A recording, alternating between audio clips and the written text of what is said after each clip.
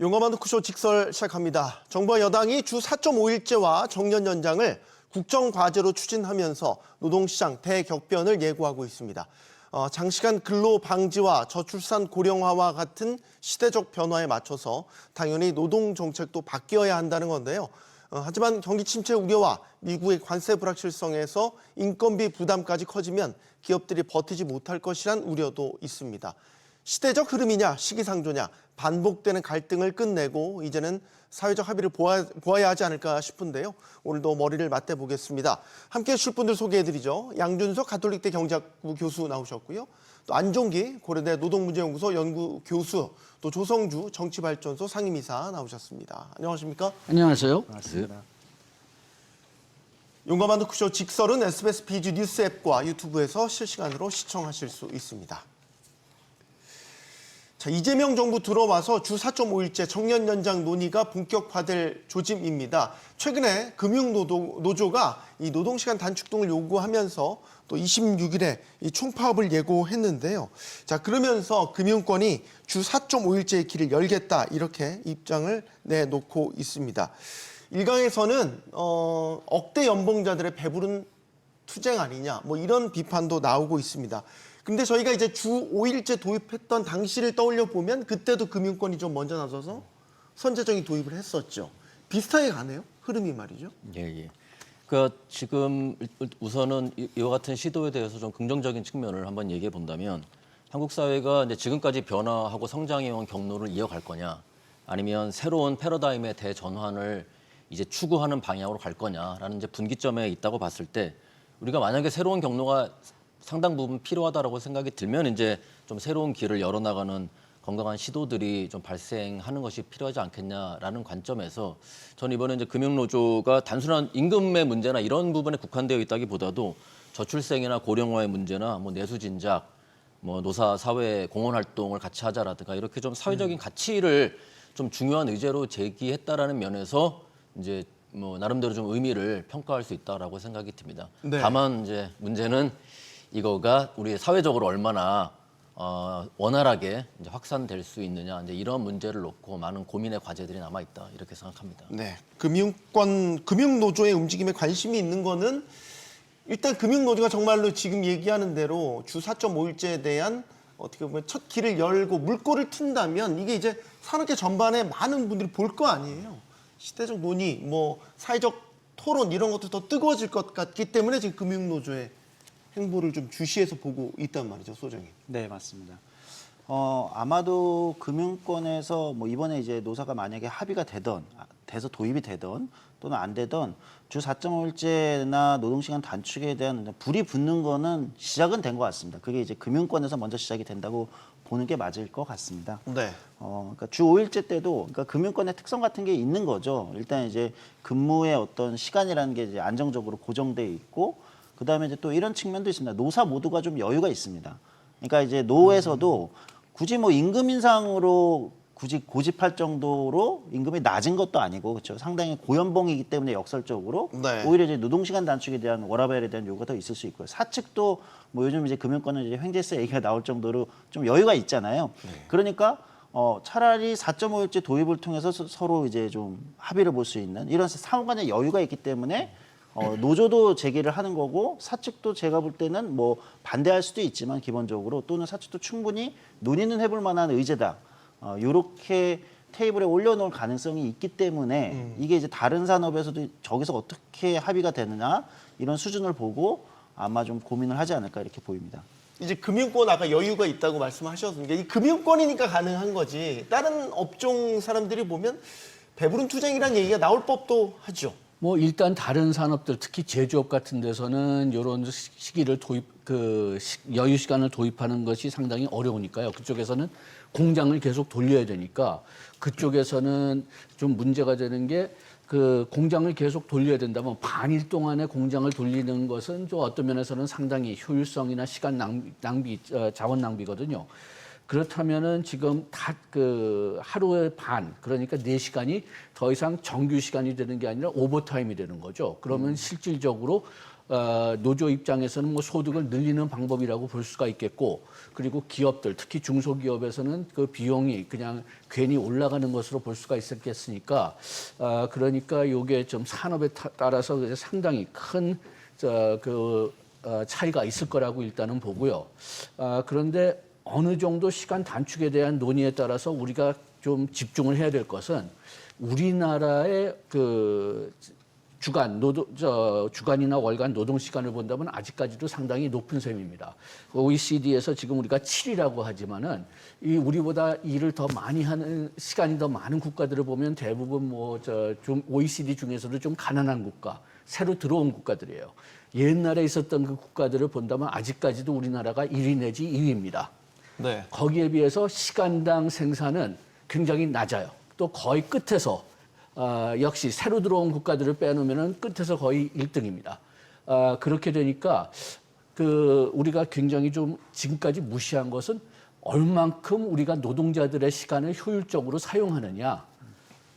그래가지고선 요것을 좀 4.5일 논의를 통해가지고선 좀 재조절할 필요는 있을 것 같습니다. 여기 조명해가지고선 어떻게 하면은 우리나라의 경영진하고 노조들이 좀 시간을 좀 더 효율적으로 쓰게 할 수가 있느냐.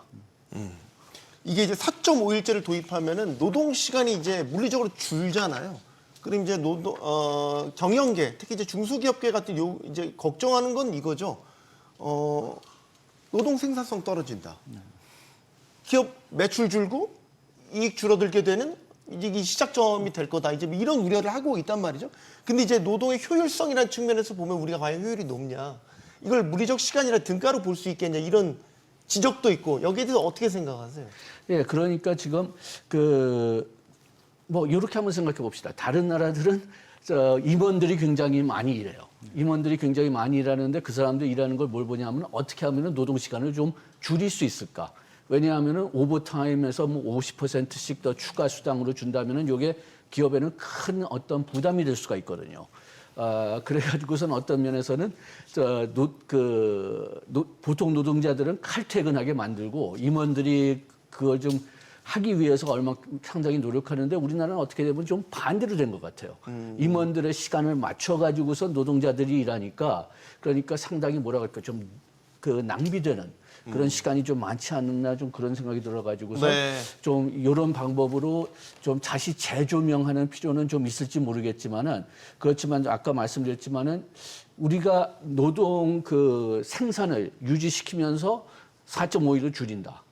그거는 그렇게 큰 문제가 없는데, 그렇게 되기가 특히 제조업이나 아니면은 숙박업이나 24시간 동안 계속 가동돼야 되는 산업에서는 그게 거의 불가능할 겁니다. 그러니까 지금 근로 시간을 줄여도 노동 생산성이 예전만큼 나올 수 있다라고, 가능하다고 보시는 거죠? 저 산업에 따라서 달라요. 화이트 칼러 직종은 확실히 가능하다고 봅니다. 그렇지만은 소위 블루 칼러, 그러니까 공장에서 일하거나 아까 얘기했듯이 24시간 동안 계속 가동해야 되는 산업들은 그러면은 비용이 올라갈 수밖에 없죠. 화이트 칼라 가능하고 블루 칼라 업종은 불가능할 것 힘들 같습니다. 거다. 어떻게 생각하세요? 일단은 해외의 사례들을 봤을 때도 연구들을 보면 단기적으로는 약간 주춤하는 경향들이 있지만 장기적으로는 이제 노동 시간의 이제 합리적인 이 축소가 평균적인 노동 생산성을 증가시키는 데는 기여한다라는 연구들이 상대적으로 많기 때문에 중장기적으로 보면요. 그래서 이제 그런 측면에서 보자면 우리나라의 경로가 크게 해외의 선진 사례와 다르지 않을 것이라고 가정한다면 우리도 아마 단기적으로는 잠깐 주춤할 수 있습니다. 그리고 네. 하지만 장기적으로는 한번 긍정적인 전망도 가능하다라는 생각을 하게 되는데, 지금 이제 양 교수님 말씀하셨던 것처럼 그게 업종마다 금융이라든가 IT처럼 이런 지식재학적인 산업 분야는 지금 당장 해도 크게 아마 문제가 없을 텐데 제조라든가 어떤 필수적으로 24시간 가동돼야 되는 산업의 현장 같은 경우는 쉽지가 않단 말이죠. 그러면 이제 거기에 대한 대책을 어떻게 할 거냐라는 부분에서 우리가 예를 들면 디지털 전환의 문제라든가 어떤 인프라의 자동화 확대라든가 이런 것들을 포함한 정부의 어떤 좀 정말 극한의 실용적인 제도적인 지원이 어떤 식으로 현장에 제대로 투영될 수 있게끔 집행되느냐, 그거에 저는 관건이 달려있다, 그렇게 생각을 합니다. 노동 생산성 문제는 전 중요한 문제를 잘 짚어주셨다고 생각을 합니다. 그러니까 사실 비교해 보면 한국의 법정 근로시간이 이제 40시간인데 OECD 국가 예를 들면 독일도 40시간인데 네. 우리하고 연간 노동시간을 보면 350시간 거의 400시간 가까이 차이가 나거든요. 그러니까 이렇게 차이가 나는 한국이 여전히 많이 줄었다고는 하지만 여전히 장시간 노동 국가로 있는 이유는 법정 근로 시간이 길어서가 아니라 사실 연장 노동을 많이 하기 때문이거든요. 근데 이 지점은 저는 노사 모두에게 사실 고민 지점이 있다고 생각해요. 책임이 있다고 생각하는 건 뭐냐면 사측도 다양한 어떤 혁신을 통해서 노동 생산성을 높이는 것보다는 연장 노동을 많이 함으로써 예를 들면 생산을 가져가는 방식을 했고 노측도 노동 생산성을 그러니까 법정 근로시간 내에서 노동 생산성을 높이는 방식보다는 오버타임, 연장 노동을 통해서 이제 추가 소득을 가져가는 방식으로 일종의 약간의 저는 이제 일종의 담합 구조였다고 생각해요. 그러니까 만약에 저는 이제 이번에 만약에 4.5일제가 본격적으로 논의가 된다면 사측도 다양한 혁신을 통해서 노동 생산성을 높이고 노측도 노동 생산성이 낮은 상태에서 오버타임 연장 노동을 통해서 추가 소득을 가져가는 기존의 관행에서 벗어나서 연장 노동에서 가져가는 소득은 좀 줄어든다 하더라도 네. 어쨌든 워라밸이나 어떤 일과 삶의 균형이라는 측면에서의 노동시간 단축에 좀 더 무게를 두는 방식으로 가야 되지 않을까 싶고요. 업종별 차이는 저는 이런 건 고민해 볼 필요가 있다고 생각합니다. 저도 이제 화이트 칼라 사무업종에서는 충분히 그런 게 가능할 거라고 보는데 제조업은 기업별 규모별 좀 차이가 있을 것 같아요. 그러니까 제조업 대기업 같은 경우는 지금 로봇 도입률이 한국이 전 세계 1위거든요. 네. 그런 차원에서 본다면 의외로 생산성의 저하가 없을 수도 있겠다. 물론 그럼에도 불구하고 고임금을 계속 주는 이 구조가 맞느냐라는 별도의 문제 제기는 좀 고민해 볼 필요는 있다고 생각합니다. 근데 이제 그런 정도의 설비나 이게 쫓아가지 못한 중소기업 같은 경우는 아마 노동 생산성을 바로 혁신시키는 좀 어려움이 클 수 있겠다. 이런 고민은 좀 있습니다. 이런 거는 좀 짚어볼 필요는 있겠다 생각합니다. 우리 근로자 입장 말고 예를 들어서 중소기업 사장님 입장에서 생각해 보면 근로시간 주는데 만약 임금 삭감 없이 그대로 4.5일제가 도입된다. 그러면 굉장히 큰 부담에 직면하게 될 것 같아요. 뭐 당장 중소기업은 납기 맞추는데 급급하다. 뭐 그 현실이라고 이제 많이 얘기들 하는데 근로시간만 준다? 그래서 이번에 일부 이제 시범 사업 도입되는 게 좀 일부 나라 예산으로 그 인건비를 보조해주는 제도가 도입되더라고요. 그런데 인건비만 보존해주지 말고 또 매출이 없어진다면 그것도 보존해줘야죠. 아 매출도요? 매출도 그렇게 할 수밖에 없죠. 왜냐하면은 매출까지? 제조업 같은 데서 6시간을 뭐 4시간을 줄인다. 그러면은 4시간 동안 생산을 하지 않는다. 그러면 거기에 대해서 그 인건비는 그 정부가 전담한다고 해도 전담하지는 않을 것 같지만은 전담한다고 해도 네. 그래도 그 4시간 동안의 생산은 잃어버렸잖아요. 그럼 4시간 동안의 매출이 어디서 빠진다는 거죠. 그렇다면은 그 나머지 그 4.5일 동안 좀 더 가속화돼서 일해야 되는데 전에 우리가 그 노동 시간을 좀 줄이려고 했더니 그 일부 노조에서는 그러면은 일의 밀도가 오른다고 해가지고선 시간 임금을 높여달라. 그런 얘기가 나온 적이 있었죠. 그런 함정에 빠질 수가 있다는 거죠.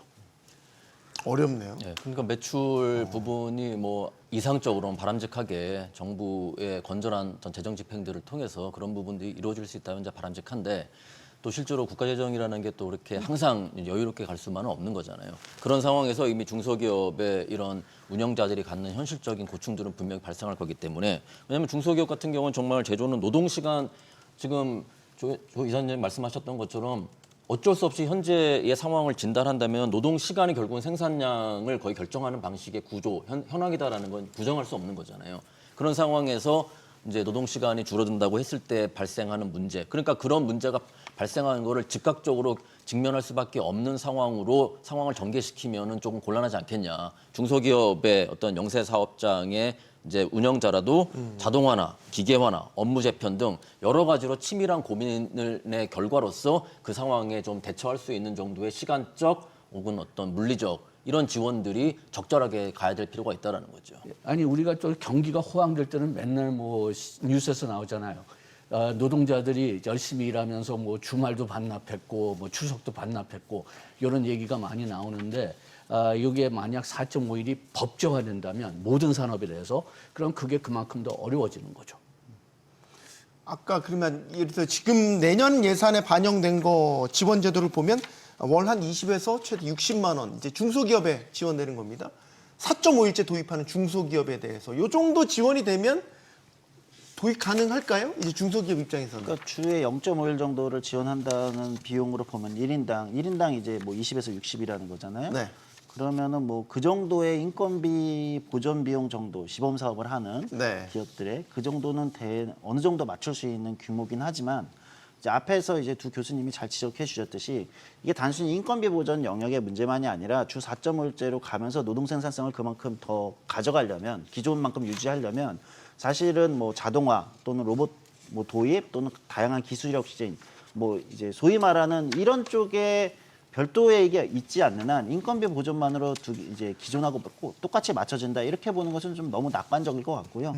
그러니까 그런 부분들에 대한 지원 만약에 이제 주 4.5일제를 이재명 정부 이 정부에서 진짜 적극적으로 좀 중소기업과의 격차를 대기업과 줄이면서 좀 가보겠다 이런 전략이 있다라면 네. 저는 이런 쪽에는 좀 더 풍부한 예산들을 좀 더 치밀하게 배정하는 게 맞다. 근데 현재까지 나온 건 인건비 보전만으로는 저는 좀 부족한 게 현실이다 이렇게 보입니다.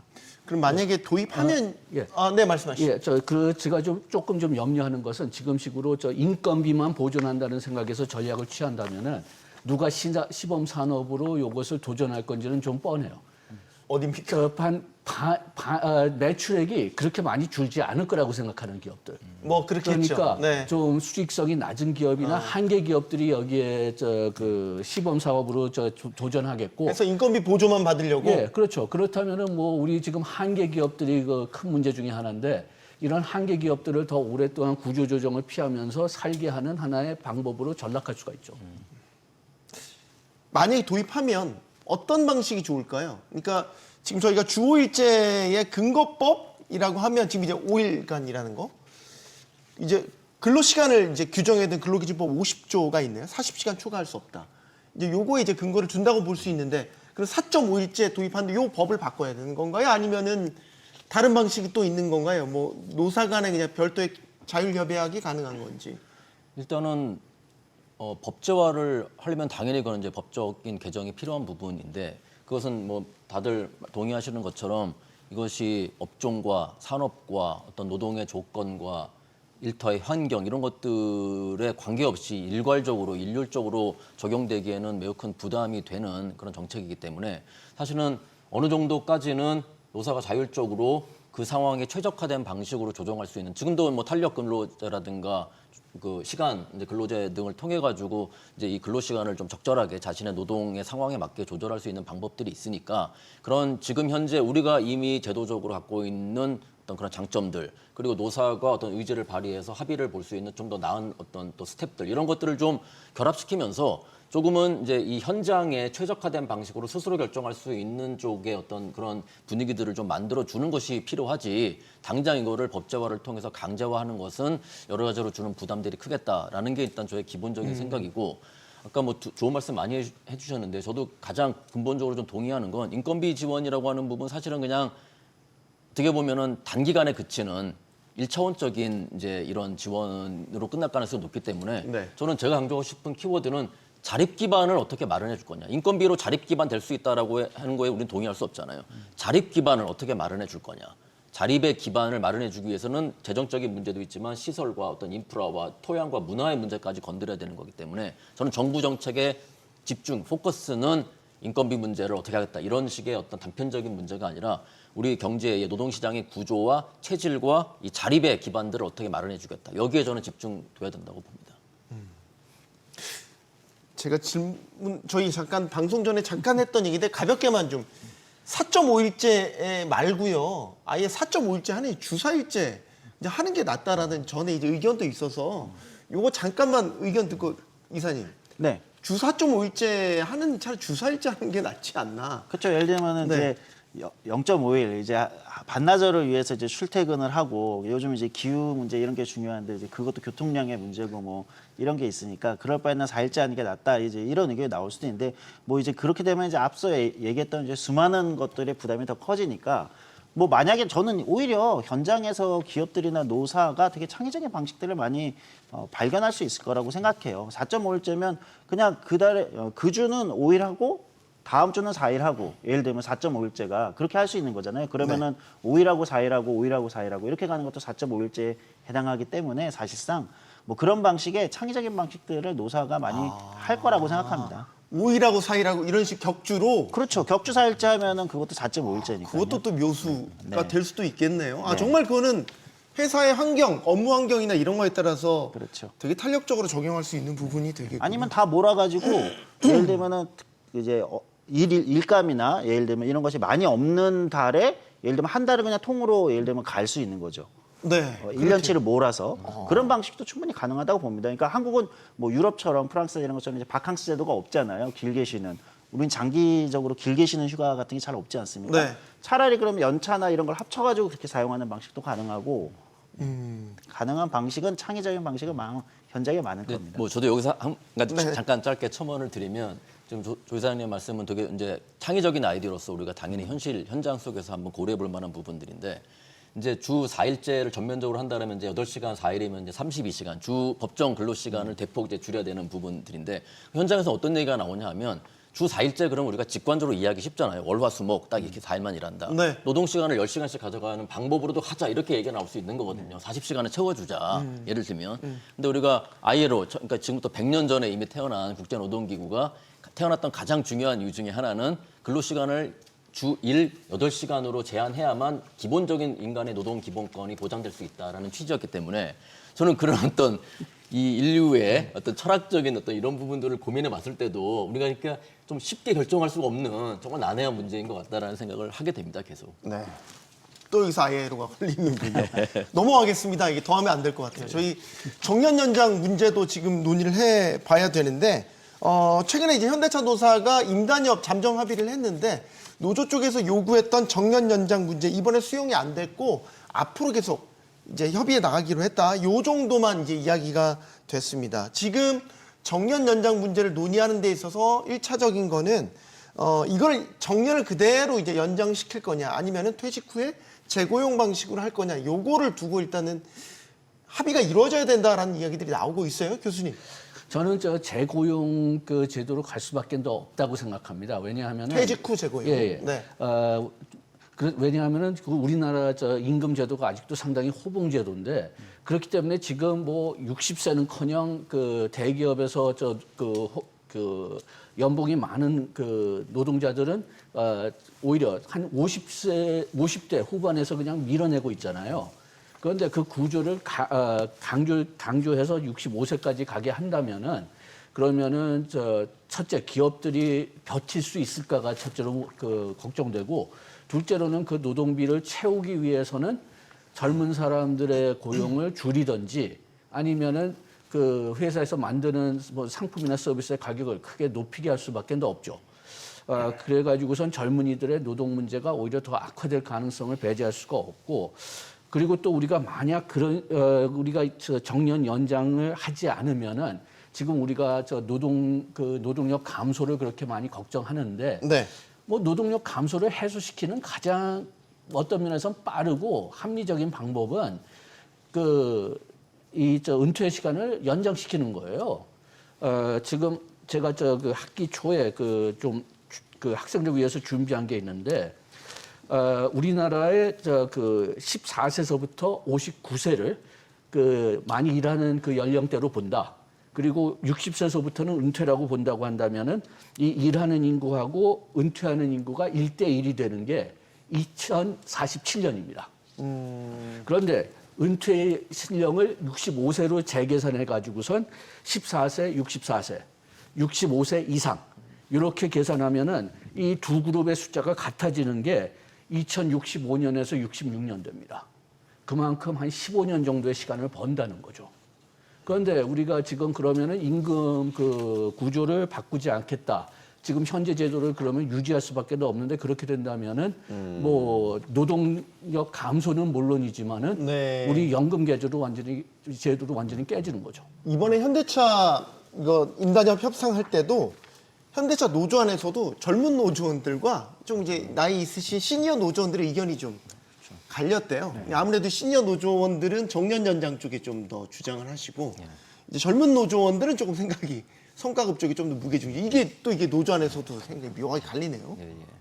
그러니까 지금 저는 어쨌든 어떤 쪽은 완벽히 승리하고 어떤 쪽은 완벽히 패배하는 이제 그런 게임이 아니라 그러니까 양자택일의 문제가 아니라 어쨌든 반드시 협의를 통한 균형점을 찾는 쪽으로 이제 논의를 이어나가야 된다라고 생각하고 그렇게 해야만 제대로 된 답이 나올 수 있다라고 생각합니다. 그래서 방법으로서는 뭐 어쨌든 이제 부분적으로 말씀하셨던 것처럼 재고용의 방식도 충분히 고려할 수 있는 거고 또 우리가 이제 고령층의 어떤 직무들을 어떤 식으로 좀 합리적으로 효과적으로 재설계하느냐에 따라서 젊은 층과의 어떤 갈등적 충돌을 좀 완화시킬 수 있는 방법들도 있을 수 있거든요. 네. 여러 가지 해안들이 좀 필요로 하는 시점인 것 같습니다. 그러면 시니어 노조원들 같은 경우 정년 연장을 더 선호한다라는 건 본인이 지금 받고 있는 예를 들어 직급이라든지 이런 것들을 이제 크게 손해 보지 않고 그대로 계속 근로를 하기 위한 그게 방점이 맞춰져 있다고 봐야 되는 거죠. 그렇죠. 직급 그다음에 쉽게 하면 이제 뭐 근데 대표적으로 인피제는 들어갈 거 아니에요? 임금 피크제. 뭐 현대차 같은 데는 뭐 거의 인피제가 그렇게 크게 적용되진 그 정도로 적용된다고 보기는 어렵고요. 그다음에 이제 현대차 같은 경우는 직급 자기가 원래 일하던 곳의 생산 라인 그러니까 뭐 여긴 전환 배치 문제까지도 다 걸려 있으니까 그러니까 기존에 같이 일하던 동료들 팀과 그 라인에서 계속 일하는 것 뭐 이런 거에서부터 그다음에 이제 연공급 임금 체계이기 때문에 기본적으로 말씀하셨듯이 교수님께서 그러니까 이제 그만큼 더 5년 동안 만약에 이제 65세까지 가정을 한다면 5년 동안 연공급으로 계속 오르는 거예요. 임금이 계속 이제 피크를 계속 뚫는 거기 때문에 그렇게 본다고 하면 뭐 이제 그걸 유지하겠다 이제 이런 건데 저는 뭐 이 부분은 뭐 제 개인적 입장이 좀 명확합니다. 이제 정년 연장이라는 방식을 택할 거라면 만약에 저는 재고용 방식도 기업별로는 충분히 채택할 수 있는 좋은 방법이라고 생각합니다. 일본은 이미 재고용과 정년 연장과 또는 심지어 정년을 아예 폐지하는 다양한 방식을 기업들과 노사가 선택할 수 있게 함으로써 오히려 70세까지 일하는 사회를 이미 준비를 마쳤습니다. 근데 우리는 이제 60에서 65세를 논의하고 있는 거예요. 그것도 네. 지금 갈등인데 저는 뭐 다양한 방식을 택할 수 있게 하되 저는 임금 체계 개편이 같이 가야 된다. 이제 연공급형 임금 체계는 저는 발전 시기에만 맞았던 거지 고성장 발전 시기에 맞았던 거지 오히려 지금 고령화 시대에 더 길게 일해야 되는 지금 시대에는 좀 맞지 않다. 그러면 정부에서도 말씀하세요. 되게 그냥 쉬운 비유로 실수령 기준 500만 원 받던 근로자가 정년 연장 정년 다 돼서 퇴직하시고 재취업을 이제 재고용이 됐어요. 근데 연봉이 막 반으로 깎였어요. 네. 만약에 그걸 이제 받아들일 수 있겠냐는 거죠. 네네네. 근데 기업은 그래야 가능하다는 거고. 그렇죠. 뭐 반까지 깎일지 모르겠지만 제가 너무 극단적으로 네네네네. 비유를 들어 죄송하지만 하지만 저는 줄여가는 게 맞다고 생각합니다. 기본적으로. 그러니까 우리나라의 연공급 임금 체계라는 건 그 연령대에 들었을 때 그만큼의 생활비가 필요하다. 그렇잖아요. 이거에 설계해서 된 건데 네. 60에서 65세에 그러면 계속해서 500, 600까지가 필요하냐. 사실 우리 생애임금의 주기로 본다면 꼭 그렇지는 않거든요. 그러니까 어느 정도의 시기가 지났을 때는 이 임금 커브가 안정적으로 저는 변동될 필요가 있습니다. 한국의 지금 임금 배율, 임금 커브가 사실 일본이 한 2.2 정도에 되면 우리는 거의 2.73까지도 거의 갈 정도로 지나치게 가파른 거죠. 그러니까 연차가 차일수록 가파르다는 그렇죠. 거예요. 아까 네. 인커브를 이제 좀 숫자가 높게 나오는 게 좀 이해가 안 돼서. 그렇죠. 지금 우리는 가장 아마 EU 같은 경우가 EU가 한 1대 1.7 신입사원과 근속 30년을 비교하면 1대 1.7 정도가 될 거고 일본이 한 2.3 정도가 될 텐데 한국이 2.78 이 정도 될 겁니다. 그러니까 우리는 지나치게 이 임금 커브가 높은 거예요. 사실 기업들의 부담은 거기에 더 있는 거고 정년 연장이라는 방식에 대해서 거부감을 기업들이 굉장히 강력하게 갖는 것도 거기에 있는 거죠. 그러면 노동자들도 더 길게 일하고 싶다면 저는 그 임금 커브를 줄이고 또는 직무급을 도입하든지 아니면 임금 커브를 좀 급격히 낮춰서 길게 일하는 방식으로 가자. 그게 노동자들한테도 더 좋다. 이런 생각이죠. 좀 세 가지 말씀을 좀 드리고 싶은데요. 첫째는 그 지금 말씀하신 걸 좀 어느 정도 보완하는 건데 미국 같은 경우를 본다면은 뭐 늙어서 돈을 많이 버는 사람들도 뭐 찾을 수는 있겠지만은 임금 피크 대부분 사람들은 40대 후반이나 50대 초입니다. 그 다음서부터는 전체 임금이 좀 떨어지는 구조를 가지고 있어요. 물론 개인적인 예외가 있지만. 네. 그렇게 되니까 또 두 번째 말씀드리고 싶은 것은 그 지금 현재도 은퇴하시는 분들 본다면은 뭐 그 기업에서 뭐 일찍 그 은퇴해서 뭐 50대 은퇴하든지 뭐 저 같은 교수는 뭐 60대에서 은퇴하든지 보면은 은퇴하자마자 소득이 어차피 깎입니다. 어차피 크게 깎여요. 네. 그렇기 때문에 뭐 일하면서 50%를 벌겠느냐, 일하지 않고 은퇴해가지고선 30% 벌겠느냐, 그렇게 한다면은 다 뭐 소득으로 본다면은 그래도 일하겠다는 초이스를 할 것 같고요. 그다음에 세 번째 말씀드리고 싶은 것은 우리가 지금 임금 제도만 얘기를 했지만은 또 문화적 차이도 좀 상당히 좀 고려해야 될 것 같습니다. 왜냐하면 우리나라는 아직까지도 노령층을 좀 존중하는 그런 습관이 좀 많은데 이분들이 계속 있다. 그렇다면 이분들이 네. 지도자 역할을 하셔야 되는데 그게 적합하지 않을 수가 있거든요. 그렇다면 젊은이들한테 리더십을 좀 넘겨줘야 되고 젊은이들도 그러면은 노령층을 좀 리더십이 없다고 해도 좀 어느 정도 좀 존중하면서 그렇게 일을 하고 뭐 그런 균형이 있어야 되는데 그런 균형이 아직은 없다고 봅니다. 그러니까 우리는 이제 어르신들에 대한 공경 그런 문화가 있기 때문에 예. 소위 말해서 시니어 근로자에 대한 뭐라 해야 될까요? 이제 일하는 데서 이제 대등하지 않으니까 그런 데서 오는 뭐 문화적 충돌? 아니 그러니까 대표적인 뭐 그런 이런 거 경우를 말씀하신 것 본다면은 우리가 뭐 공무원 뭐 어떤 기관을 본다면은 나보다 젊은 사람이 장관 되면은 사표 내는 게 보통이잖아요. 네. 그런 거 없어져야 된다는 거죠. 그렇죠.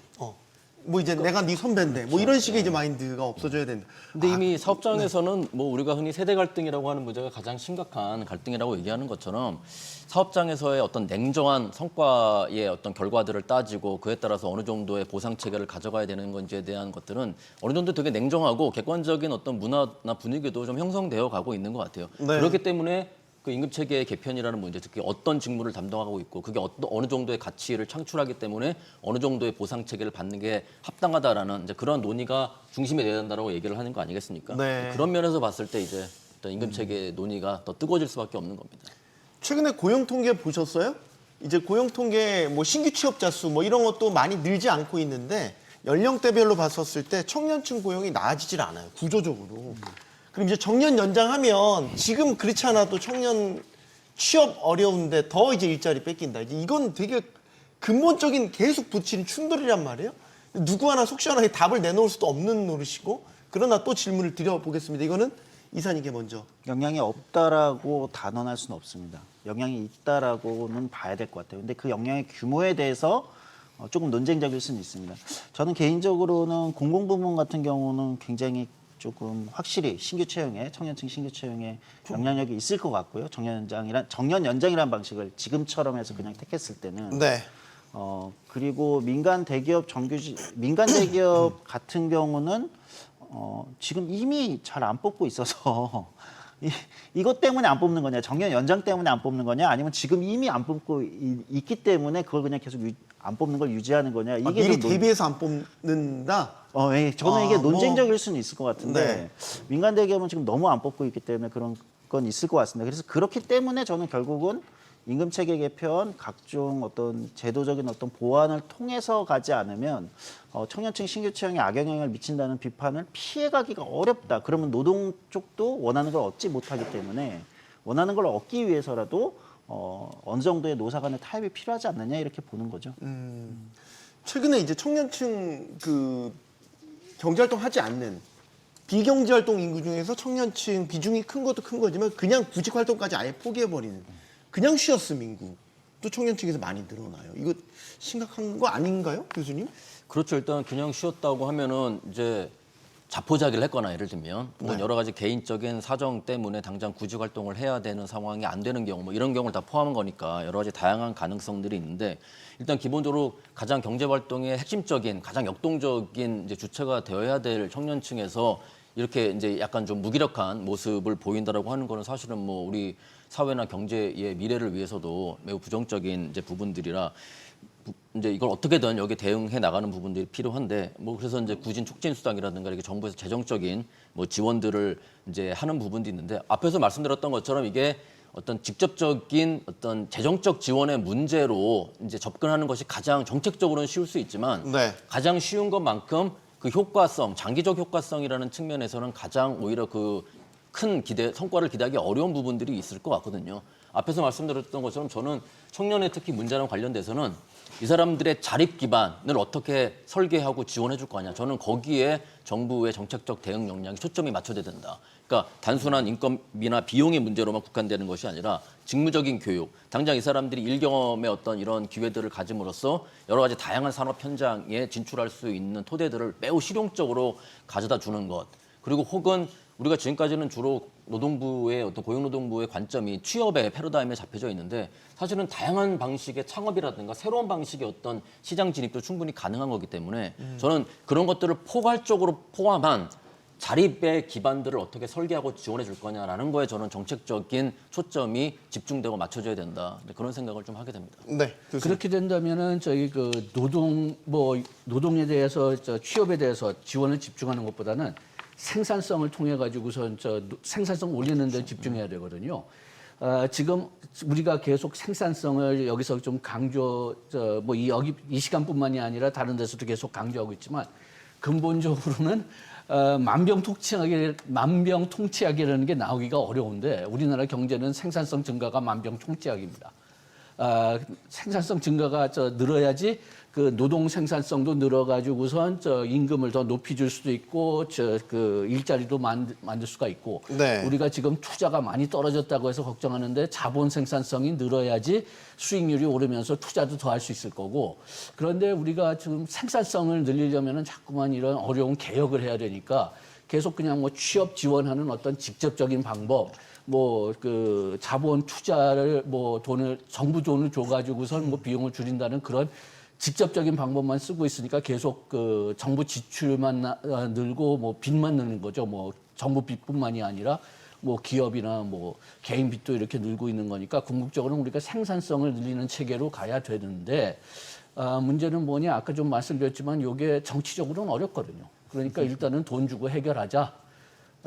우리가 지금 그런 네. 패러다임을 한 20년 정도 쓴 것 같습니다. 그 청년들이 상당수 얘기하는 게 기회조차 없다라는 거잖아요. 첫 직장을 갖는 그 기회조차도 잡기가 어려운 게 현실이어서 이번 정부에서 여러 가지 이제 구직 촉진 수당을 늘린다든가 그다음에 실업급여 같은 경우도 소위 말해서 자발적으로 퇴사를 했었을 때는 대상이 아닌데 이번에 자발적 퇴사자에 한해서도 실업급여를 주는 이런 게 이제 도입이 되더라고요. 네. 이런 거는 어떻게 보십니까? 어제 청년들이 구직 활동을 포기하면 안 되잖아요. 이게 도움이 될 거라고 보세요?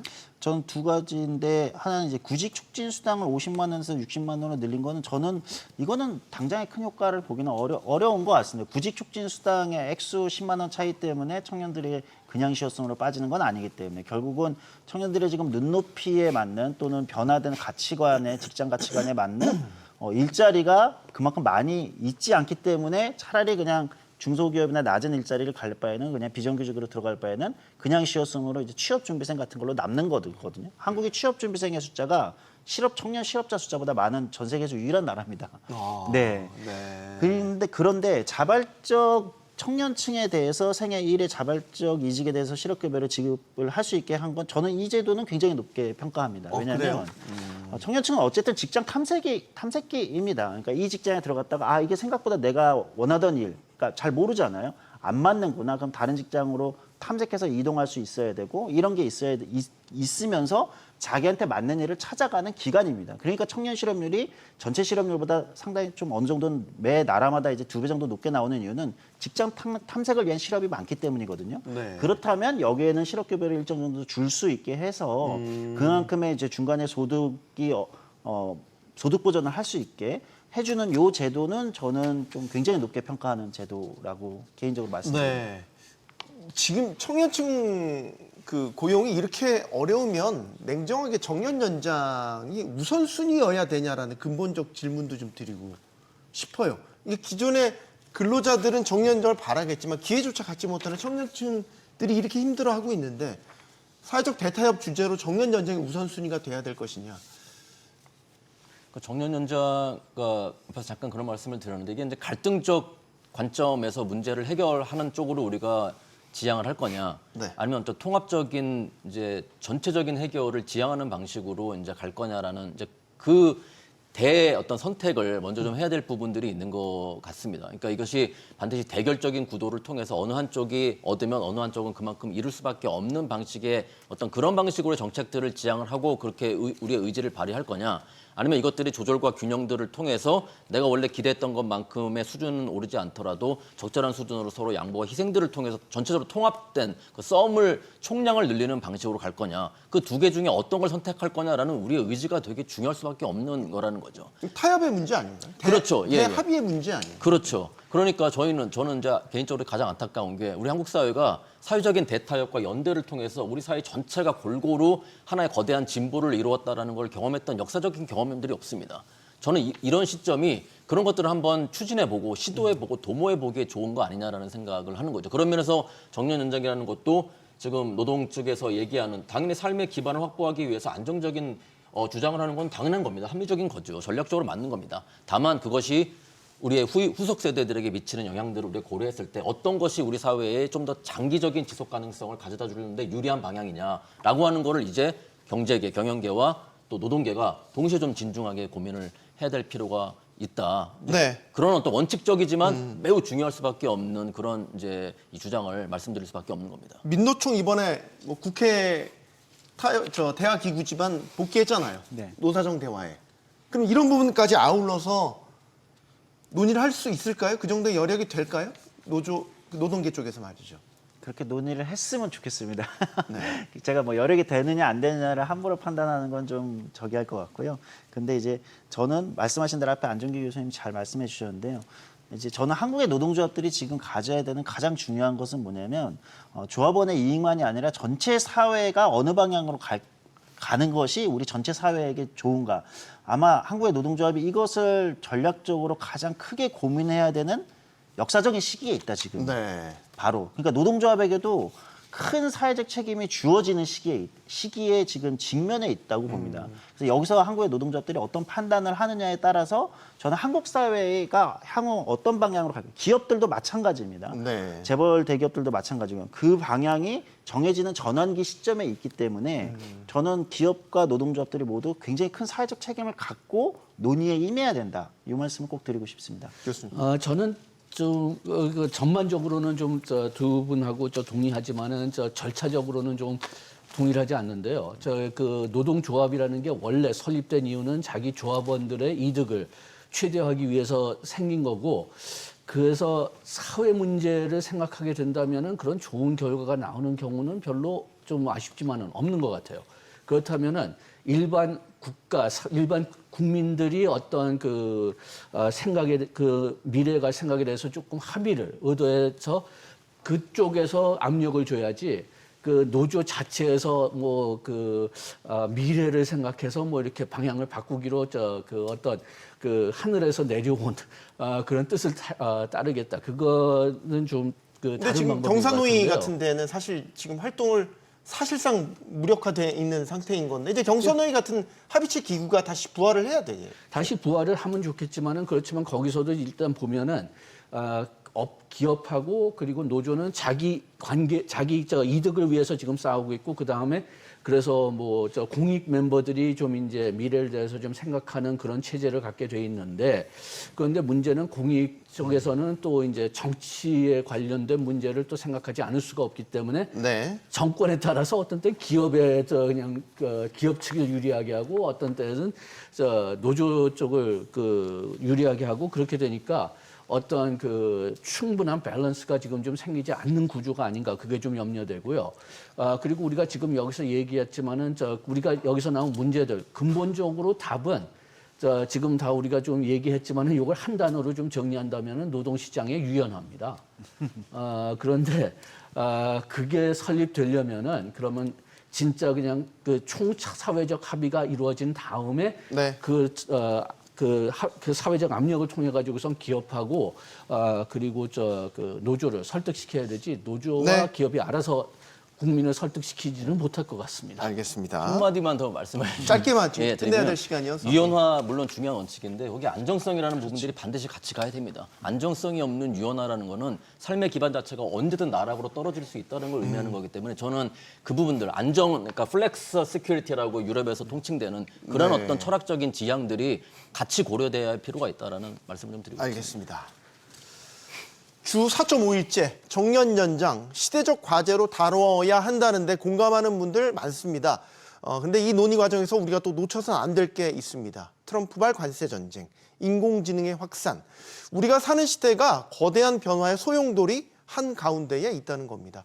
투쟁하고 싸워서 얻어내겠다는 접근 방식이 위험해 보이는 이유입니다. 토론 마치겠습니다. 여기는 모든 경제가 모이는 SBS 비즈입니다. 시청해주신 여러분 고맙습니다.